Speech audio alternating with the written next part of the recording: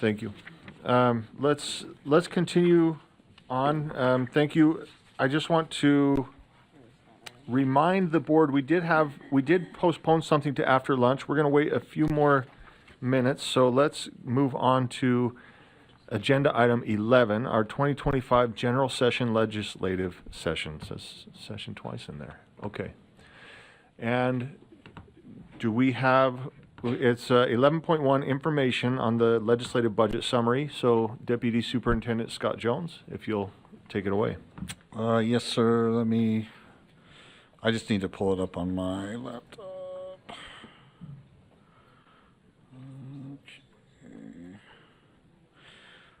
For review for this particular item, we just wanted to make sure that the board members and public are basically caught up on where things lie with funding as we approach the last 2 days of the session. There is a Executive Appropriations Committee meeting tonight. It's at, I think, it's at 4. There will be some other actions that take place, but nothing really. It's pretty quiet as far as public education appropriations go. So point is, we're not anticipating any changes to any amounts that I'm just going to kind of walk you through here shortly. There'll be some technical changes that ultimately leads to what is called the Bill of Bills. So when the Bill of Bills comes out, that is really the catch-all for where we finally finalize what is for public ed as far as additional money goes. Base budget already passed. The governor signed it. So the Bill of Bills just basically does what I'll help walk you through here with some additional technical changes that will occur tonight. We'll be listening in on EAC if the board meeting's still going on, and if there's something that jumps out of that, I'll make sure leadership is made aware, and Board Member Davis is the Finance Committee Chair. Okay, so this is very busy in the sense of a lot of detail in this. So if we could just go down to, I had thought we had color-coded it, but I guess this is, oh, there, we did, okay. So I'll call it, so it's after the blue, it's gold-colored, but before the yellow. Okay, some people say, well, they both look yellow, but we tried to do gold, so blue, gold, yellow. I call your attention for your review on the particulars of items that or funding that you had requested. What this does is it basically shows you also. So again, following the process, right? We start early on, right after the session. We get to the point in October where, in accordance with the Budgetary Procedures Act, we submit a proposal to the governor's office. Revenue becomes clearer around the December-January timeframe. We get into the session. This particular session, everybody was made fully aware that it was going to be a tough session in the sense of revenue pressures that we were experiencing as a state. And so you as the board had revised your original request to be along the lines of these requests here. So just key takeaways from this are, as you can see, for example, the Public Education Appropriations Committee had recommended $325,000 as a portion of your request for critical FTE needs. That was your number 2 priority. They had done $325,000 with an emphasis on it being prioritized for the UPAC investigator or attorney position. So kind of consistent with what all agencies are experiencing this year is not a lot of support to FTEs, whether it's with one-time money or those types of things too. So EAC has not recommended, and so it will likely not show up in the bill, that we would get that $325,000 to go for those critical FTEs. Another process that you took is, as we all are aware, the law required the 4% increase to the WPU. This was your first priority. So, I kind of went out of order here, but when you revised, you originally had requested 3% above the 4% mandated. You revised that to 1% above the WPU, or I'm sorry, above the inflationary amount, for a total of 5%. Last week, you probably are all familiar by now with the governor's announcement and President Adams and the speaker that teachers will receive raises. The money that is necessary for that was highly probable, highly likely, pretty much told was the case, is that that money that would have gone to because PEA supported that recommendation of 1%, but as we got, into last week or towards the end of last week, they used that money to, or in order to fund the raises to the teachers. So there will be just the 4% increase to the WPU. What I'd like to do, Chair, at your direction, is just pause here and see if there's any particular questions on the gold portion, which we really tried to capture, where things are at as far as your requests go. And then, same kind of situation with the USDB bridge money, with the 4 million. Not a lot of support this year for FTE, or not for FTE increases. So, but grateful for the other increases. Thank you. Any questions there? Yep. Yeah, we do. Let's start with Okay. Member Lear. Thank you. Scott, I heard some, what should I call it? Uncertainty about the teacher salary increases. And how, I heard some uncertainty about teacher salary increases, how those would fit into district procedures, for lack of a better word. And it is ongoing, but did you know if that was ever figured out or resolved? Chair? No, I don't. I don't have any knowledge at this point that it has been completely resolved. I know that it was addressed, but I can check and see if there has been further development or resolution towards that.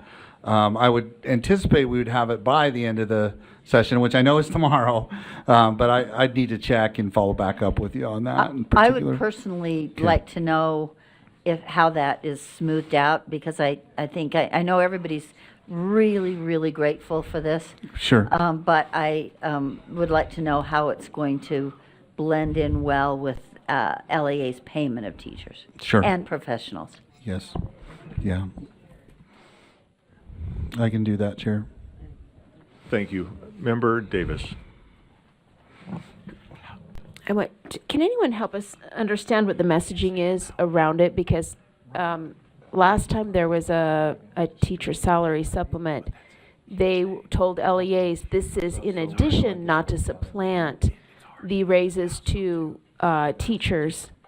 But I'm wondering if we've heard from any of our local LEAs if the 4% is if they're gonna even be able to break even on the 4%, because it's a 5-year rolling inflation, right? And so the inflation's been pretty high the last year or two. Mm-hmm. So with 4% being a little lower, are they gonna be able to break even, maintain to zero? And then are they going to be expected to, I see Joy Lynn, a local board member, shaking her head no. But then I just want to know, is it like the last educator salary supplement where they're going to say, this is in addition to whatever you would have given in raises out of that 4%? Because then it's going to really be lopsided. Okay. So Chair, I think there's questions within the question, right? So first of all, just through you, I'll address the question of, is the 4% sufficient enough to offset the inflationary pressures that our LEAs are under? My answer would be no, not in every case. Although I can't really give an example where anyone has said 4% would be enough to address all the inflationary pressures that we've all experienced here in the last 3 to 4 years.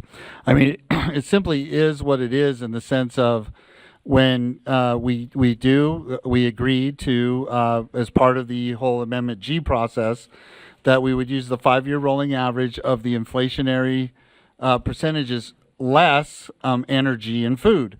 Well, typically your inflationary experiences or pressures are in those two categories, energy and food. So for anyone to sit here and say that 4% is sufficient to meet what we're all experienced, whether it's labor costs or the purchase of materials, and looking forward to economic. There's always economic uncertainty. Many of you are aware of all the discussions on tariffs, right? Those types of things too, which technically could make particular supplies and materials for our schools even more expensive. It could be kitchen equipment or, those types of things too, just as an example. Does that help answer the first part of or all of Board Member Davis's question, Chair? Follow up?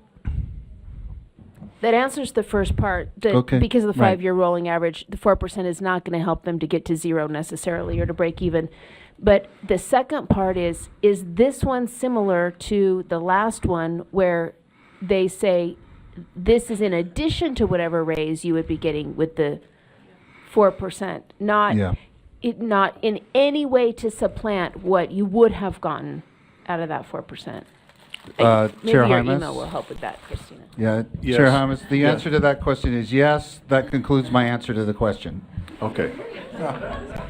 All Vice Chair Wood. Yeah, with the ESA. So just in response to that, HB2 has passed. Yes. And okay. in it, on lines 318 or 319, it requires the state board to make rules to ensure that the LEAs do not reduce or supplant a compensation increase from an increase in the WPU value with an increase from the salary supplement in this section. And they have updated that salary supplement. When it was 8,400 last year, it's now 10,350. Or if the Utah Fits All Scholarship is not funded, then it's 5,175. So the exact same language that was in there last year is still there. Thank you. Member Kelly. Member Davis, you finished? Yeah, it's just if the WP would have been a 5%, they would have had that. Let's not have an offline conversation here. Sure. Member Kelly, go ahead. Yeah, I'm gonna kind of say, as an educator on a fixed income, somebody that works in the classroom, I know that our recommendation and our board priority was that we asked for a 1% increase on top of that 4% increase, which in that gold section, we had that as an ongoing $43 million.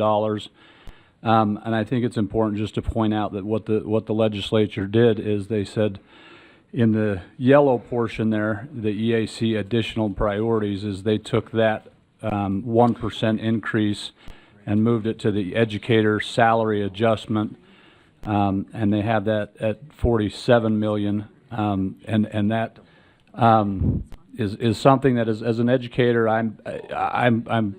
we talk about districts and their responsibility to keep up with those inflationary rates, but as an educator on a fixed income, I got to keep up with inflationary rates too, and so I do appreciate that effort from the legislature to make teacher salaries competitive in Utah. So, thank you. Member Bogus. Thank you. So I did just forward it, but the messaging, there was an email that went out to every teacher in the state from the legislature. So there's some messaging there if people want to gain access to that. My question of Superintendent Jones is, in all of this, and I too am an educator with a fixed income, how is this $1,000 raise going to reduce my student class in one area of 56 in one classroom? How is that $1,000 going to decrease my caseload? And I'm going to speak about me as an individual. Sure. Because I don't see it happening as is currently presented. I know we're in the 2 last days of the legislative session, but when are we going to address the fact that we still have class sizes that are too big, teachers that have too little bandwidth, they have too much on their plate, and we write a $1,000 check and we pretend that it makes it all better? And has there been discussion? Maybe this is not even directed at you, maybe it's directed into the ether. That's my question. Yeah, I don't know if that's Sure. a question. You have an answer? I do. Oh, my. Let's So hear my it. answer is no. To Board Member Bogus's point, through you, Chair, the salary increase, no one could directly correlate that that would result in reductions in classroom size. However, I do see an opportunity stemming from much of the dialogue or other bills that passed, that during the interim, leadership and board members have the opportunity to work closer or closely with our legislators to address what Board Member Bogus just talked to. That's my answer, Chair. Thank you, Scott. With that, let's give it back to you to continue moving. Did Vice Chair Hart mute me again? So that she just, no, she's not there. Okay, so go back up to the top, please. Just for another key takeaway from this very detailed sheet is those ones highlighted in darker gray on that. Deborah, help me with the script here. Yeah, these are ones that are associated with specific bills that will be part of the bill of bills or put into the bill of bills should those bills go all the way through. So let's just pause there for a minute and let you take a look at those. We thought that would be Deborah wanted to point this out to you, and I agree with her. So, okay. If we could, so do you want to talk about the top part? Where is she? Okay, yeah. Okay. Really, that concludes it, subject to further review then. Thank you. Appreciate that. Let's move to agenda item 11.2. We'll invite Elise to go through that.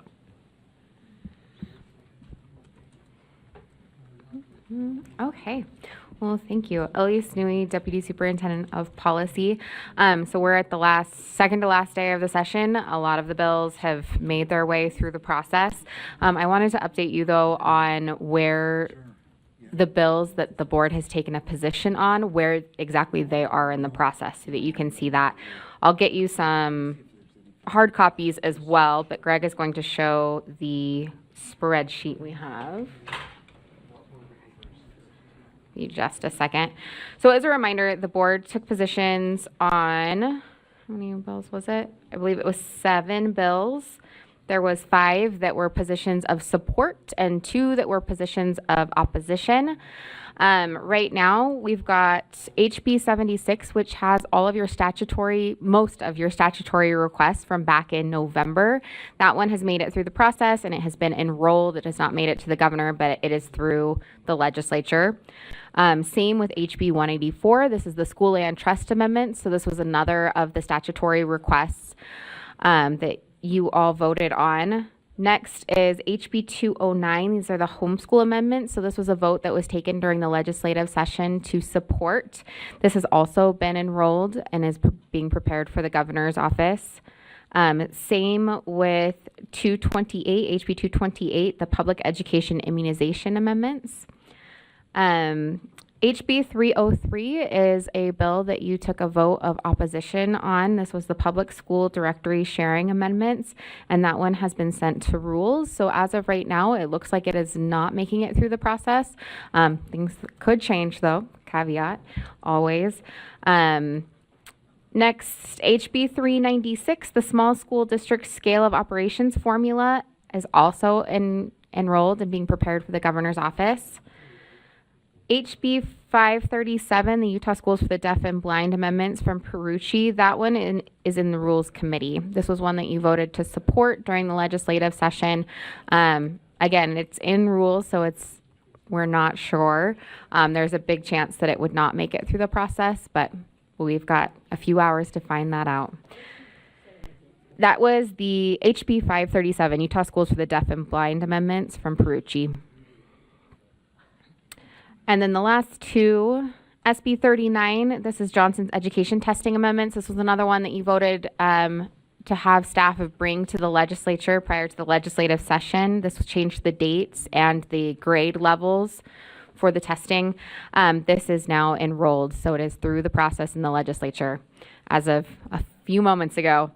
And then finally, SB 111, Public Education Governance Amendments from Ann Milner, was voted by this body to oppose during the legislative session, and it is in the Rules Committee. So, yeah, those are those, if there's any questions on those bills in particular. And I'll have a PDF uploaded to Civic Clerk as well as get you a hard copy of this just for your own reference as well. Thank you, Elise. Superintendent Dixon? Thank you. Thank you, Chair Hymas. Just for the good of the group, when we're down to the last wire as we are now, some of these bills, for example, that you've supported, not for example, the bills that you have taken a position to support or oppose, these are bills that we then as staff go actively work on or against because you've given us that direction by virtue of your board vote.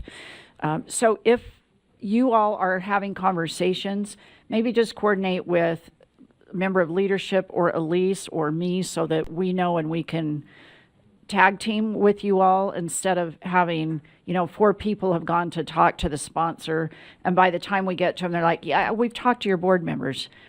And we're like, oh, okay. So just some kind of that coordination actually is more powerful and helpful because let's say Member Bollinger has a meeting with somebody and we're up there to have the same meeting, then we can tag team. It's really powerful to have a board member with us when we go in to meet. So if any of you, you don't have to raise your hand or call yourself out, certainly, but it would be helpful to know if you'll just maybe tag a member of leadership or Elise or me. I hope that made sense what I just said, but we want to have strength in numbers for those bills that you supported or opposed that may have a life at the end of the session, the next day and a half.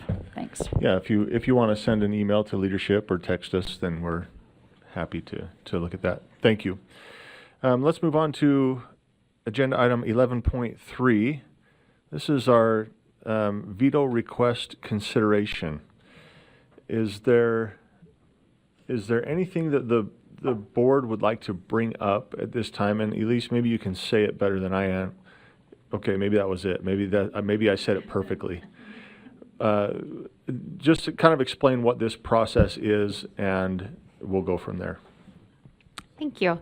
So with all of those bills where it said that they were enrolled, that means that it's through the legislative process. So the legislative body, both the House and the Senate, have approved those bills and they're moving it out of the legislature. However, there's one last step before it becomes law, and that's taking it to the governor and getting the governor's signature. I would say that the vast majority of these bills get signed by the governor, but the governor does have the authority to veto any one of these bills. And so if there are any bills that come or that you have all seen that you would like to advocate that the governor veto, we as staff can take that information to him and provide him with that list. If there are any that you would like to make a motion and vote on as a body for us to do that. Thank you. We'll go to Member Davis. I don't know if we should ask to veto this. I think it could be shooting ourselves in the foot based on all the other legislation going on right now. It seems like when we get one thing killed, something worse comes up. So, 111 didn't go through and the others that were kind of trying to micromanage the board, but now something passed last night where if there's any decision that we make, this committee of, is it 5 from the Senate and 5 from the Senate and 10 from the House, legislators don't like our decisions, they will just undo it. And that feels to me worse than what 111 did and what the other one was doing. So I think it's unfortunate that this is not a statewide target. It is a USBE only target. So all the other state agencies were removed or not included. So I don't know if we're just the sacrificial lamb to get it through or if we were the main target in the beginning, I don't know. But it's concerning, more concerning, I think, than the other ones that we worked so hard to oppose. Thank you. Member Reel. I'm interested to seeing if the body is also interested in requesting a veto on SB 37. It adjusts the way that a lot of our funding works that I know that Mr. Jones could explain a lot better than I can, but to me it feels quite frankly really fishy, and I think Jen Daly Provost said it best that it almost seems to be a money laundering. It's money laundering. It's up to almost over $800 million that could be potentially into the general fund. So that would be my request. Point of clarification, Member Bogus. Through the chair, member Reel, is that the one where they send all of income tax fund to the general fund, they knock it around a little bit and then? Okay. Thank you. Member Reel, you mentioned a request in there. I don't know if there's a motion or if you want a temperature. I'll speak since I have a microphone. The session isn't over yet, and vetoing things is not something I'm super excited about, but again, it's just me. Anyway, response, please. I agree that it's not over yet, and so maybe but we do have a month, and by then they all could be signed. I also love that we have 3 branches of government, and each one gets to exert their power, and so if the governor does decide to veto any bills, I'm fine with that. So I guess I could make a motion that the board requests the governor veto SB 37 if necessary. So there's a motion then that the governor veto SB 37. Do we have a second? Second. There's a second to that. Back to Member Reel for to speak to it. Okay. Member Reel. For those of you that may be like me, I would be interested in Deputy Jones giving a little bit of a summary on the impact of the amount of dollars that could be put into the general fund from this and how it would impact our LEAs. Deputy Superintendent Jones.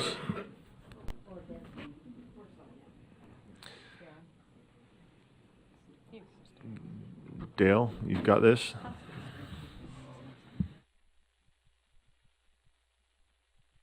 Okay, Chair, Dale Frost, Minimum School Program Administrator. May I answer the question? So the fiscal note says $842 million. And every year the basic levy increases by new construction. So you add $30–40 million to that every year. So in year one, there will likely be no impact, but as income tax grows and they can backfill that, we're talking it could be between 800 million and $1 billion over the next 5 years. Member Kelly, is this to this? Okay. Member Lear? And sort of, if you could help us, Dale, as a policy, and I know you're not supposed to give, or you resist giving your opinions, but as a policy move, as a replace property tax with income tax, how can you give us your professional evaluation of what that really means for schools? Chair, if I can answer that question. I'm sorry, through the chair to Yes, please. Mr. Frost. So it's a difficult question to opine on, and I don't want to get into tax debates. I will say that it will be a little bit different to have a basic levy school tax that can be used for purposes that are not education funding. So that, and then districts right now, they don't get to set the basic levy, but when they go through truth and taxation, they certainly hear about increases in the basic levy. And at least that was funding going to education at this point. I don't really want to opine on the bill, but I'd at least say that there is somewhat of a disconnect there. As for, the right funding mechanism between property taxes and income taxes, you see differences across the state. There are pros and cons in terms of the regressiveness of different taxes or the progressiveness and the stability of those. And I don't really want to get into all of that, but I don't know if there's a specific question I could answer, but that would be my answer at this time. That's helpful, thank you. Thank you. Okay, so the motion before the board then is that the board requests that the governor veto SB 37 minimum basic tax rate amendments. Member Bogus. Sorry, No, thank you, if Chair. necessary. Okay. Yeah. I appreciate the opportunity to speak. I agree with Member Rill, and I support the motion. Thank you. Okay. So this is the motion before the board then, again, that the board requests that the governor veto SB 37 minimum basic tax amendments if necessary. Let's go ahead and vote.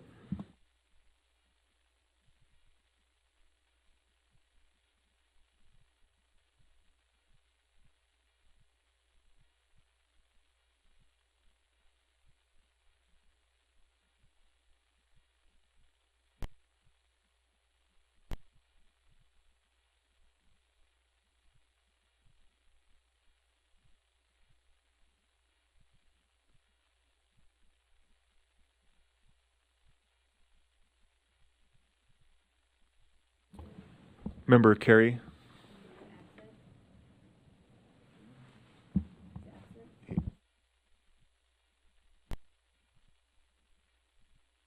Oh, there it is. Okay, so we have that motion passes, 9 in favor, 2 abstaining, 3 no votes. Those abstaining are Member Davis and Member Earl. No votes are Member Hart, Member Brenton, and Member Hymas. Okay. Member Kelly, you had your light next. I think you were in the queue. Yeah, I'll make a motion that the board requests the governor veto SB 268. I would, Let's get a second and then we'll speak to it. yeah. Do we have a second? We have a title. Somebody have that right on hand. Second it for the purposes of getting it on. Rules Review and General Oversight Committee Amendment. Is that right? So with that, we do have a second. Back to you, Member Kelly. I've heard the sentiment from several board members that you know, the concern of stepping on the legislature's toes. I personally, though, think that it's important for us to send strong messages, not to just the legislature, but to the governor, that we're leading out on education issues.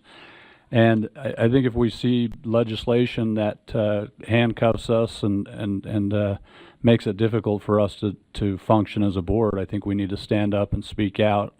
I kind of mentioned earlier with when we were talking about a different issue, we can either choose to be acted upon or we can act. And I think in these cases, we need to kind of step up and lead on education issues. And I think this is one that is important to speak out on. Thank you, Member Kelly. Member Earl, are you in the queue or is this to this? Member Hymas, could you just make a correction that that's sub 2, just to clarify that it's 268 sub 2, correct, Mr. Kelly? So, okay, yes. So the motion before the board is that the board request that the governor veto SB 268 sub 2 Rules Review and General Oversight Committee amendments. Let's go ahead and vote. Sorry. Okay. on the concurrence. Let's pause voting. Don't vote yet. And then we'll go to Member Earl. Sorry, I thought you were in the queue. That was on me. Can I get a clarification with the concurrence calendar? Can they still make an amendment and, right? So I would actually recommend prior veto if it goes through the way it is. But right now, we can make a motion to have someone from our staff contact them and say, please do a sub 3 that removes us as the only organization in the state that is going to be applicable to these new provisions. So I don't know how to word that, but. Okay, Vice Chair Hart, or Member Dixon, or Superintendent Dixon. Chair, in response to Member Earl's question or comment, Deputy Jones and I had the opportunity to speak with Senator McKay yesterday about the bill, the impetus behind it, why just us. So he and And Representative Gracious did meet with the governor at the governor's request. I hope I'm getting this correct because Scott just left the room and he was my wingman and my witness. So my recollection of the conversation is that the governor asked them to remove his agencies, and that since we're not an official agency, they requested they leave us in so that they could test case it with our agency, to your point earlier, Member Davis. So the question I posed, I said, if I'm a board member standing in front of you, I would want to know how you see this playing out given the authority that we have over rulemaking and this basically overseeing or overriding our rulemaking.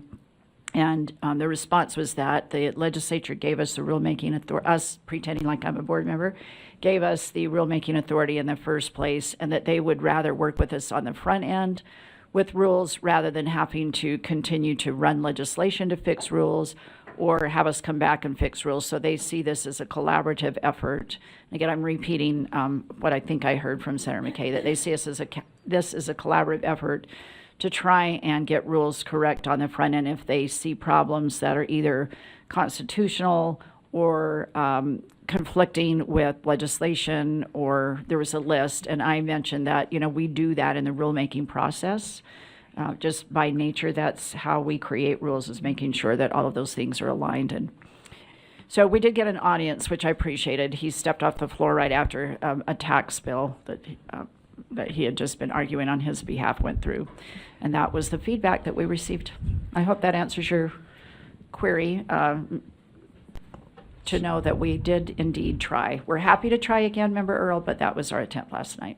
Okay, thank So you. we have a potential substitute motion that has not been seconded. So, okay, so do we want to continue I know it's just been seconded, but Member Earl, in light of this conversation, what do you want to do with this substitute motion? I think there's, does anyone see harm in asking them? I guess, and maybe this is for Michelle and for our AAGs, but in that particular bill, in that version, on line 60, am I looking at the right one? I just want clarification on this, that the committee shall exercise continuous oversight of the administrative rulemaking process under 63G, for each general session of the legislature, request legislation that considers legislative reauthorization. I guess I'm looking at their language already, which allows them that continual oversight. It's already granted if they see something preemptively. It does not infringe on their ability to currently, in my view, that's why I don't know if there's it allows that to take place at any time, which we always do. We have legislators reach out all the time. We have public reach out. We had 2 of them during the summer where they said, hey, our exceptional students law or rule or whatever, our rule that we had some problems. It was back in August. We didn't need a public hearing. So I guess my argument is I understand what they're trying to do. I had quite a bit of dialogue with a number of legislators last night. I think they already have the ability to engage with us at any point in the process or to have us go before admin rules. I don't think it's restrictive. There's not a rule that says, oh, only after 6 months can you actually ask about a rule that's been made. So I think for us to, and I understand we have asked, I just think this feels like we should ask again. Okay. Maybe So I'm wrong, and you guys can vote it down, but. we have a substitute motion before the board. It's been seconded, spoken to by Member Earl. We're going to move to Member Lear and then Member Davis. Can I ask if there's just any restrictions that maybe we're seeing in law that wouldn't allow them to preemptively engage with us, meaning that after like today, we had a couple of rules we voted on that would restrict the legislature or the admin rules from actually reaching out to us now? I don't, yeah. Is Should I ask that? that to you, AAG Buse? On quick review, no, we don't see anything that would restrict them Okay. from doing that. And I applaud them for being proactive, right? We should all be that way, but. Yeah, as we debate it, they are debating it up on the Hill right now. So Member Hart just went out to listen. We'll get some feedback soon. Jenny, can you repeat your motion? It's not on the board anywhere. Yeah. Okay. I can read it out. Okay. It's back up on the screen, but the motion before the board is that the board directs staff to work with the sponsor of SB 268 Sub 2 Rules Review and General Oversight Committee amendments to remove portions of the bill that impact USBE. And so speaking to that bit, you did call my name, Yep. I thought. Though it got we got diverted a little bit. I'm torn because the only chance we have to ask for a veto is right now as a body. And, right, And that stays in place if, right? I absolutely agree with that. And speaking to the underlying motion, if I can, then we don't have to come back to that. Can I do that? I, of course, hope that we could discourage the legislators from targeting the USBE, and I agree with Member Earl, that is how it, not just how it feels, but that is the substance of it. Whether the governor was just happened to be persuasive and we weren't as persuasive, whatever the rationale is, it leaves the USBE as the target for this. And there are multiple other agencies and entities, I don't even know if they're all agencies, that write rules. And for me, the rule writing, yes, the legislature giveth and it taketh away. I get that. But it is the opportunity for the board to then implement something, and that's the orderly process of it. If the legislature can step in and literally take everything away that we were given in the middle of our process, that essentially emasculates the USBE, which has constitutional authority for general control and supervision. And I absolutely see the rule writing as the general control and supervision piece of legislation. So I think this is one of the worst sort of, I'm trying to think of a word that's not too harsh, but I think it takes away something that makes this system work.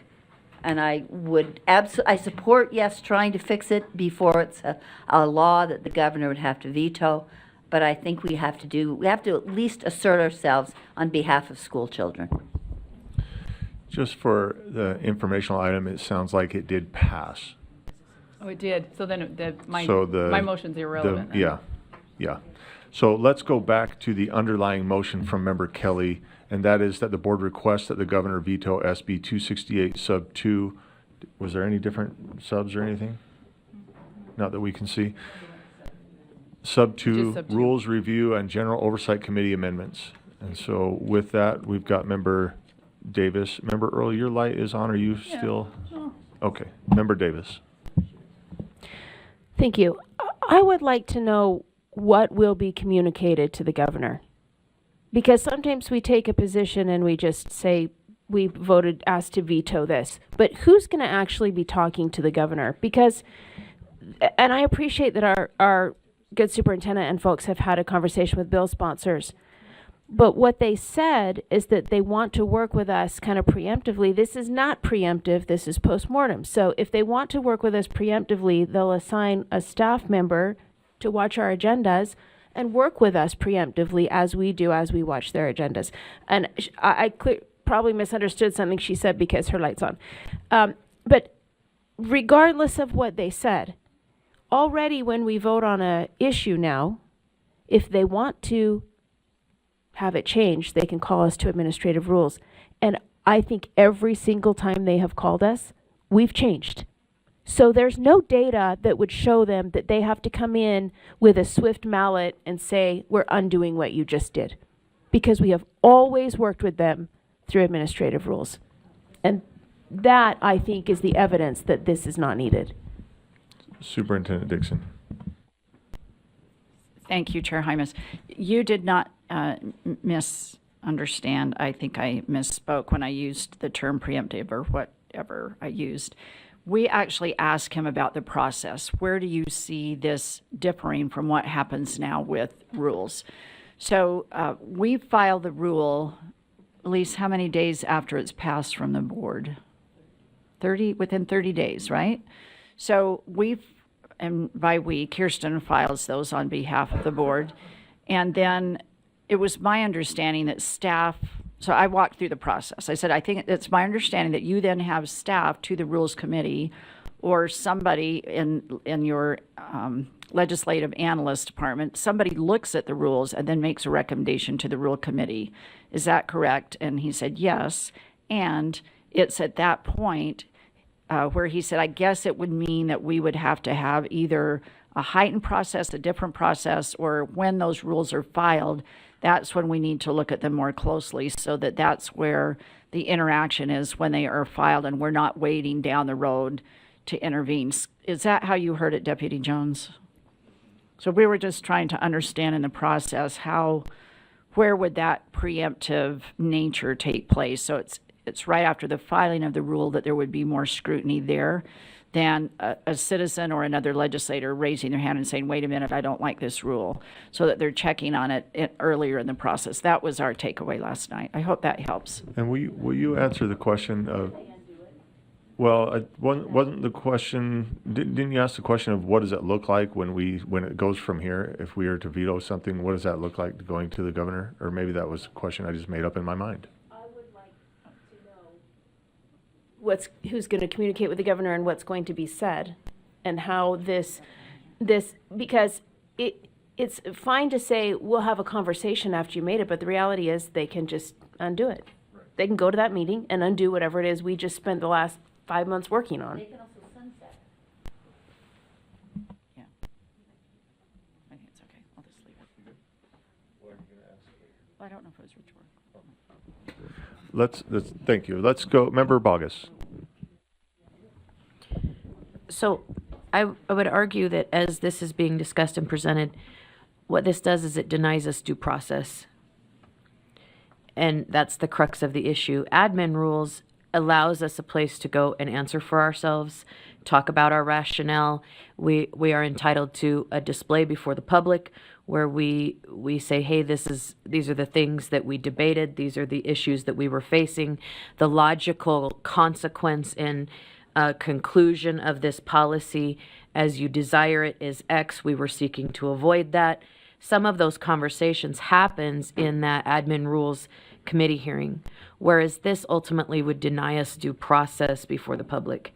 And I don't think that that is appropriate in any way, shape, or form. Okay, so the motion before us is that the board requests that the governor veto SB 268 Sub 2 Rules Review and General Oversight Committee amendments. Let's go ahead and vote.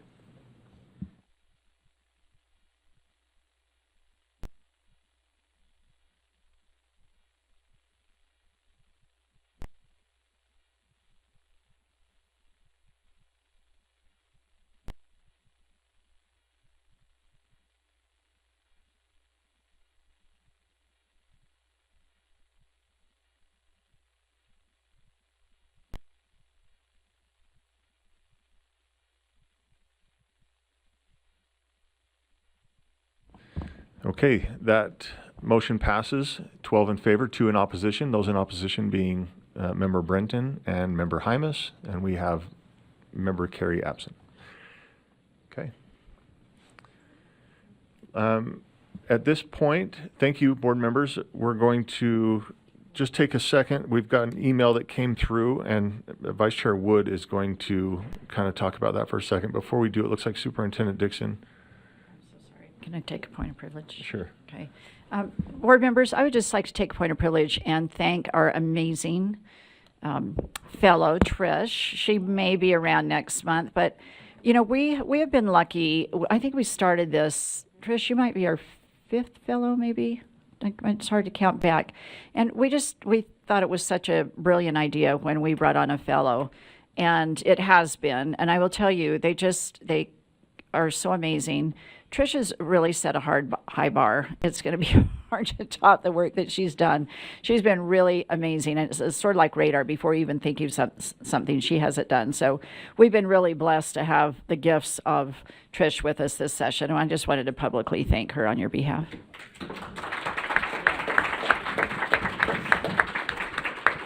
And then one other point, if I may, Chair Hymas. This relates to Member Davis's query about the governor and the process. And that will be to leadership to have that conversation at some point with the governor based on the actions that you take today. But he's also always interested in, are there bills that came forward that are very onerous to teachers or to LEAs? Are there things that maybe got through and we don't know the consequences? Because in his follow-up, whenever he signs a bill, if you've noticed, there's narrative often, especially if there's some ceremony attached to it.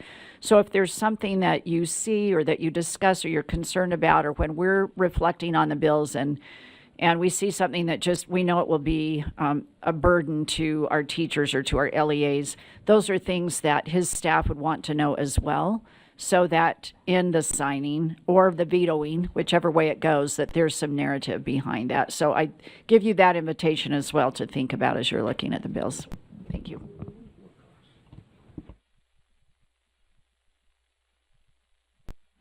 Vice Chair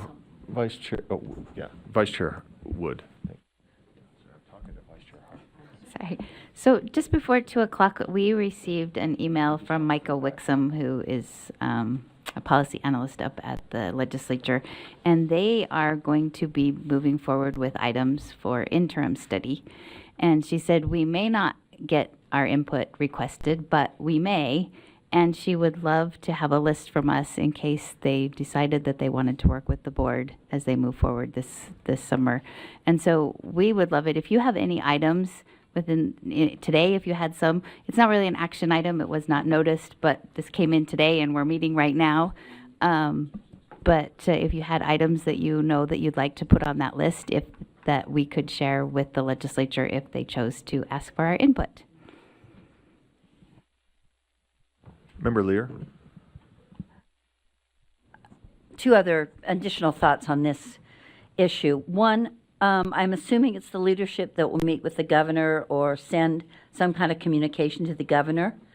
I hope that board members could send leadership some of our concerns regarding these 2 bills for your, either your, at least to consider in adding to your communications with the governor, because I think it's important that we come up with every thoughtful thing we can add and not just ask him without as much depth as we can find to veto these for certain reasons. Secondly, with what you just said, with what Dr. Dixon just said about how does this affect LEAs, how does it affect teachers, I would hope that leadership or Randy working with USBA, for one example, could communicate with USBA how much we would appreciate a similar consideration by their body. Because I think they are more on a ground level with LEAs, schools, even beyond the LEA level, and teachers.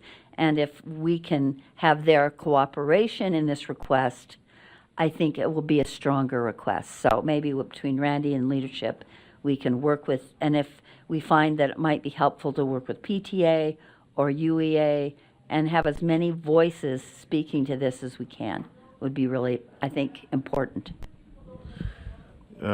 Just in response to that, leadership is happy to work with whomever. However, understand that our fight is for you, not for these other organizations. And I get that we might, and I hear you. I'm just saying, we as a leadership represent this body. And so, yes, we will hear and things, but I appreciate that, Member Lear. Yeah. You, Sure. Matt. I understand that, but I think our case is stronger in numbers. So that's, I'm not asking you to advocate for USBA or PTA or heavens not UEA, but we're stronger if we come as an education community to ask for certain things. Thanks. Thank you. Just jumping back to what Vice Chair Wood was discussing regarding this email from Micah Wixom. Are there anything, if there's nothing that jumps out to you, we recognize we just got this and we thought, okay, we're not going to have time to take votes or have conversations. But if you send them in, then we can forward them on and work with the Management Committee, yes. So, again, it says, let's see, compiling the study items list in late March. So by next week, if you have items that you would like to be considered on this interim study session list, then please email it to us. Does that sum that up? Okay. Thank you, board members, and thank you, staff. We are wrapping up, that wraps up agenda item 11. Let's take a 7-minute break. Let's do 7 minutes. 7 minutes, thank you.